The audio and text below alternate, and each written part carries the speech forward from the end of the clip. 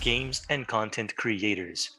Brazil is the second largest market for gaming content and consumption on YouTube and feature platforms such as Twitch, Facebook, Twitter, TikTok, Nimo, and Booyah.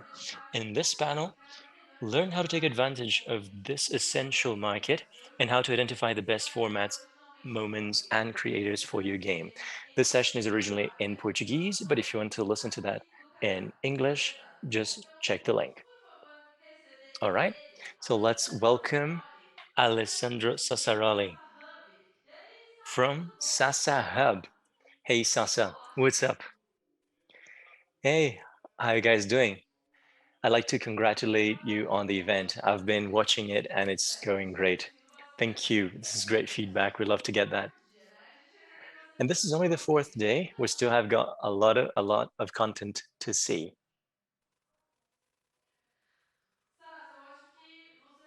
Sasa, I I think your image froze. Can you still hear us?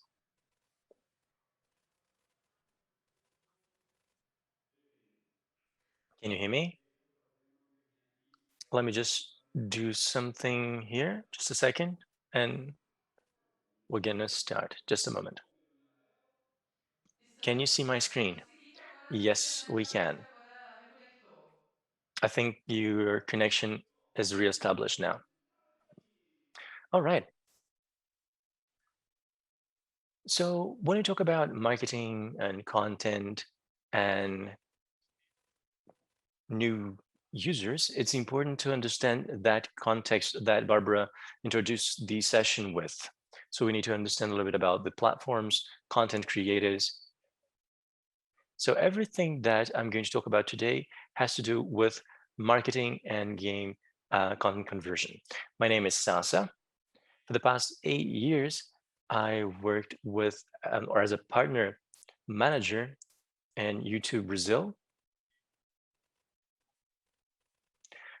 I worked for Abril Publishing House, and I had the chance to work with household names from the perspective of publishing, which is to the left. So you can see publishers like Xbox, Riot Games, and others. And to the right, you can see content creators. And this world of content creation is more and more diverse by the day. So that's what I want to talk to you about today. So how can you use these influences to reach your goals? And I've been having a few meetings during Big Festival, and I've been saying that the star of the campaign needs to be the game, and the ecosystem needs to support the game so that it can be as successful as possible. We need to do what we can so that this objective can be reached and that we can have a gaming market in Brazil that is more and more powerful. So when we think about this conversion funnel, it's important to remember that oftentimes a future user, a future consumer of a game of yours will start their journey, that journey up to when they become a user. That journey starts with Googling your game, maybe. I may be Googling something much more generic, like Battle Royale for Android, or a game for a computer that's not that powerful. And as you can conduct them to the right content, you can show this prospect that they have a game that makes sense right in front of them, that makes sense according to what they were searching for. But there are several steps in this journey, right? You need to make the person realize what the game is about. The person needs to take that game into account and say, hey, I could maybe play that game. And you have to bring in more and more information. You have to set the expectation to that person that they feel that they're in the right place, not only because they've found the right game or the game they were looking for on that platform, say TikTok, for example, but also because the information they need should be clearer and more objective. So if you're a publisher, a developer, you need to see how you can allow this future user to keep on moving on that journey to become a user and player. And you have people who are, at home and working from their home office, right? Working remotely from home, and people start to lose touch with reality. So there's a lot of things that we need to remember. We need to think about what other games your target audience may play, because then you can understand what game features and characteristics are like, and what experiences they also have been having. You're never a gamer 100% of the time, and even if you were or are, you have other roles you play in life. So you need to understand what type of experience this type of person likes, what hobbies they have, and what these other activities, um, what type of impact they can have on the decision to purchase a game. And when you think of a country as large as Brazil, you need to understand where that person is coming from. Where do they live? What accent do they have when they speak? Who do they interact with in their everyday lives? And understanding all of that can bridge the gap between you and that future consumer. And what is absolutely crucial is that we touch on a few points here. I think that nowadays it's no longer a matter of lack of information or knowledge, but I continue to be a stickler for this. People need to understand who gamers really are. Nearly 72% of the Brazilian population play some type of video game. And that will then reflect into what that reality is. So it's almost a ratio of 1 to 1 who a gamer is and who the Brazilian population are.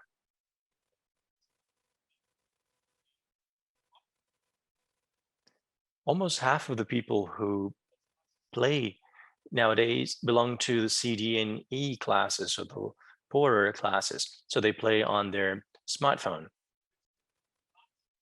So even if your conversion strategy may touch on other screens like a tablet screen or a computer screen, you have to remember that this population has clear characteristics, and that impacts on how they consume the internet or what payment method they can actually use to buy a game, what time of the month this person is more likely to be able to become a consumer. And again, we need to remember where this person comes from. What language do they speak? How do they speak? All of that is absolutely pivotal.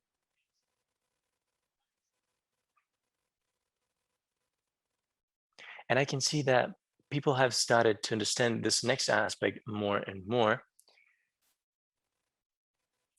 And it is that we see that we have more and more female gamers who are also mothers. So we had Atari, Super Nintendo back then. Women already played games. They have been playing games for a long time. But it's important that we understand that.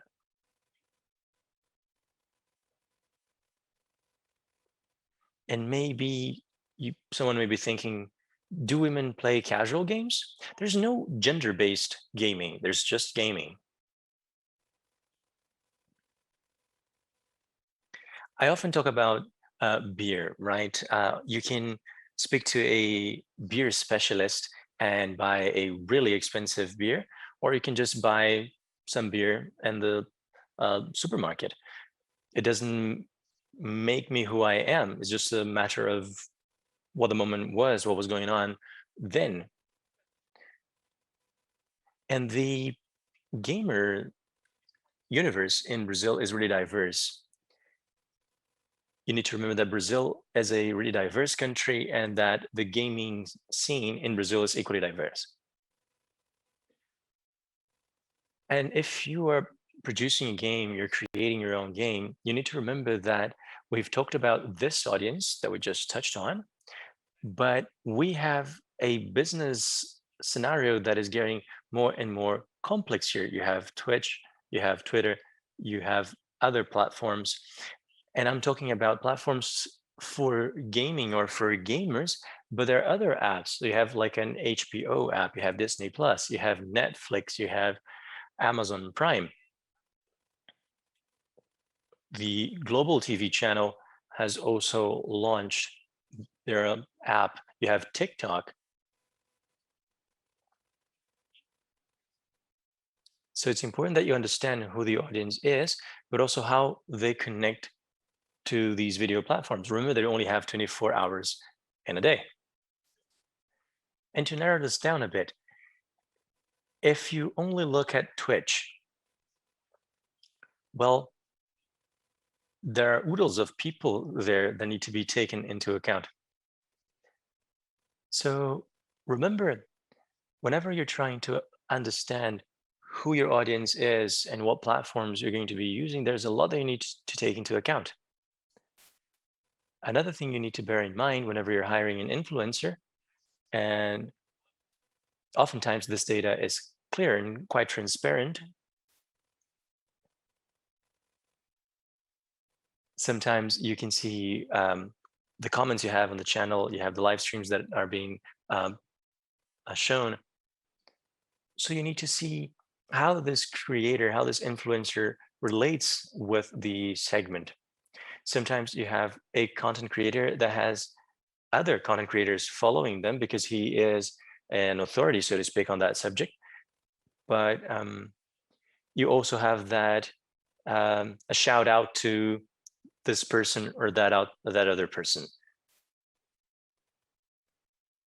When you make content, there's a number of matters. Like some people say that you need to be careful about what you say online, but something that's very important is the uh, potential that you have for executing projects today.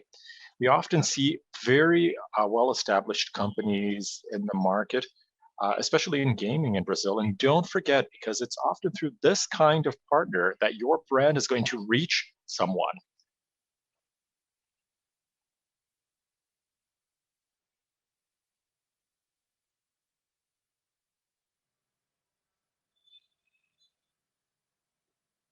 Aparentemente a gente teve algum problema de novo Well, it aqui. seems we had a connection issue with you, Sasa. Can you hear me?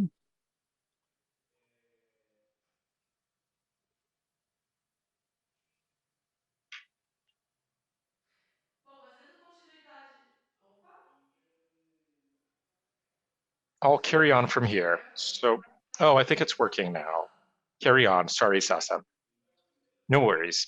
So, when we think about a well thought out strategy or content strategy, it should include everything I mentioned. You need to have the right partners, content channels, the infrastructure, strategy. You can have options for esports and for live streaming. So if you look at the searches for Free Fire versus the names of the four main Brazilian soccer teams, since 2018, searches for Free Fire have been much more frequent than the four major teams in the city of Sao Paulo. So it would not be an exaggeration to say that Free Fire is also a media platform. Just see the numbers. It's also important when we're discussing having good content. I brought in some examples. Look at how many people are talking about Free Fire today. And that helps you to go through that phenomenon I mentioned before, having many searches. But on the other hand, when you're making content, there's a lot of noise there. So you need to stand out. You need to do something that has a specific quality, like any content, like any media product, so that you can stand out. This is one of the content creators we work with, Edu Coffee. He has two channels. He gets 10 million unique visitors, and if you add up both channels, And I'd like to show some of the promotion that we've had with a partner. So you have, for example, 6 videos. I made this presentation 15 days ago, but at the time we had 345,000 views, 289 shares. So it was great to see that this message was carried on. Also, this is related to video. There were videos that were made organically through EduCoff, but if you look out of the 500 most seen videos in 2021, many of them were about Clash Royale. We had videos from 2020, we had videos from Fortnite in 2018, 19, and 20. So what I mean by this is that videos made in the past still have a likelihood of being watched today.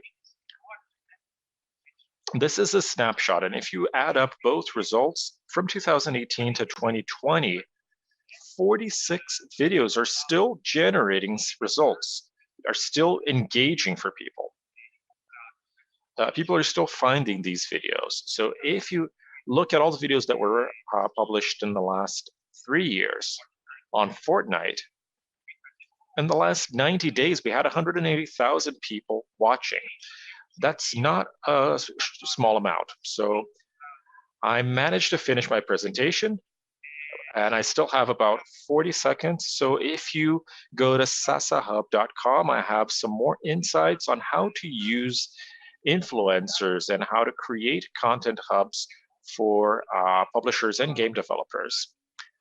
Thank you for having me. It was great to be at Big again. I've always been a fan of this event, and I've always said it loudly. And I see that the industry has been celebrating itself here, and I think that's important for everyone. So I'll turn it back on to Barbara, and once again, Faça, I'm here to muito answer any obrigada. questions. Eu queria saber do seu lado, porque a gente já Thank you, conversou sobre Sasa. muitas So let me estatísticas ask you sobre a something. questão We've talked previously nacional das about empresas, né? Tem muita gente que um, empresas this how this, pequenas, that elas you não have têm uma, some uma criatividade there's a para luck of the draw element there. desenvolver algum jeito People mais have some beliefs or atraente de superstitions on how they can create their content and go viral. Is there a right way? If you say the right word, will your reach be curbed? And we've talked about this regarding our own content for Big Festival. So can you tell us a bit about, these superstitions that we see that sometimes don't have a basis in fact? Well, producing content today is a science. You have to be careful. You have measurements that help you make these kinds of decisions. So I'd say that you can look at YouTube analytics, Google Trends. You can do community research with other platforms. Obviously, I talk about YouTube more because it's where I came from, but it's easy to understand what's happening.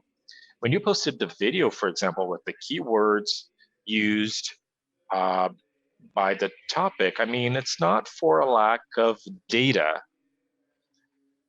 There's a lot that you can learn on what happens to your content, but it's also an experimental science. So if you've had access to, growth hacking, growth hackers, and all kinds of content related to that, there are trial and error cycles. So you might have tried 15, 20 videos, and if it didn't work, change, switch it up. People are not going to go back to your history and see, that you don't have the same standard in your previous videos. That's important. This is an area where you can try things out, and you're going to have enough data to give you some feedback. And also talk to your audience. Talk to your watchers. Talk to watchers of other channels and other videos. What do they like? What do they want? Listen to their feedback online, on social media, on your comments, how they got to you, and how they relate to your brand. Legal, Sassa. Deixa eu te fazer Great, uma pergunta Sasa. também. Você falou sobre a questão dos So let me conteúdos. É ask you importante something. o conteúdo ser sincero. You talked about feedback. As content creators, feedback is essential, but how can a beginner or even a more experienced content creator separate feedback from hate? Well, I think there are some, there's some pragmatic things that you can say. If you're getting positive feedback, it will probably have some points that were raised, right? On how you dealt with the content, on your narrative, your text, your soundtrack, everything. So this is something that you need to take into consideration. It means you have a connection. People are enjoying your channel and the communication they have with you to give you some feedback. But when we write, have you ever been misinterpreted? I think that's very common, right? On a text message. If you say, I made a joke, I was sarcastic, you have to be careful with that. You need to understand online psychology because oftentimes the way people communicate is different. So just take a deep breath before you do it. Another thing related to psychology is looking at what time of the day you're reading comments. You might be irritated already, and reading comments is the worst thing you can do. So if you have if you're in a good mood, if you have a fresh mind, then this is the best moment to understand what people are saying, and you'll be able to distinguish who is only there to attack. And that's very clear, right? Usually they use swear words, and they bring up things that are not related to the content. Bom, por último, qual que é a Great, diferença Sasa. da Finally, galera que vai what is começar ou your vai fazer golden muito tip bem, que nem for aquele people who are just influencer starting? raiz, porque tem medo, People sabe? who haven't even Tem medo started de their errar, channel vou because errar. they are still afraid. They're afraid of taking that first step. What do you say? Well, I compare it to going on a diet. It's the start of a process that might be difficult during the first few days. You might pay attention to the suffering and not to the results. But, after a couple of weeks, you're going to see how, your numbers are going down, and that will make you carry on. We know that's how life is. Life is a series of lessons, and that's how you move forward. Being patient is the most important thing. And also, all video platforms, even if you go to sasahub.com, I mention two sources of information. One is TikTok, YouTube, Facebook, and Twitch. So companies are offering very good content for anyone who wants to create content, especially related to gaming. Not only content creators, but also developers and game publishers. Bacana demais. Muito, muito, muito obrigada pela sua That's awesome. Thank you so much for your time, Quer algum Sasa. contato pro pessoal? Podemos seguir então? So can we continue? Do you want to give your contact? Yes, my email is sasa@sasahub.com.